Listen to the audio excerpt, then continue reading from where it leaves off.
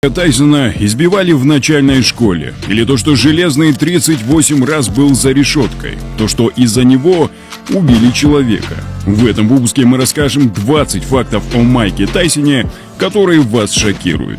Открывает наш безумный список культовый рисунок. Татуировка на лице Железного Майка. Однако, вы знали, что вместо привычного нам узора должен был быть совершенно другой рисунок, а именно сердце. Да-да, вы не ослышались, сердечки на лице Майка. В 2003 году, во время посещения местного тату-салона, легендарный боксер пришел с гениальной, по его мнению, идеей – набить сердцевидные рисунки на лице. «Я просто хотел прикольные татушки, думал набить сердечки, возомнив себя сердцеедом».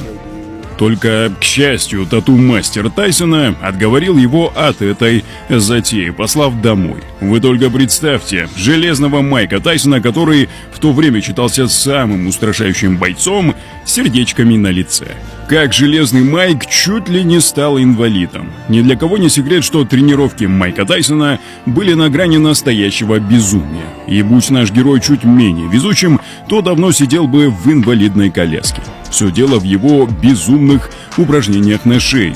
На пике своей карьеры 100-килограммовый Тайсон что только не делал для раскачки этой области, для того, чтобы лучше держать удар. Железный по итогу сумел достичь результата, но опять же, одно неправильное движение, и карьера Тайсона закончилась бы не начавшись. Но от негативных последствий, от тех самых небезопасных тренировок, Майк все же не смог убежать. Ведь, завершив свою спортивную деятельность, он провел сложную операцию на шее. И причиной хирургического вмешательства, по признанию Майка, стали те самые упражнения. Были ли у тебя когда-нибудь проблемы с шеей, операции там? Да, я делал операцию на шее. Знаешь почему? Все из-за тех безумных упражнений на шею, всевозможные прокрутки. Они по итогу разрушили меня.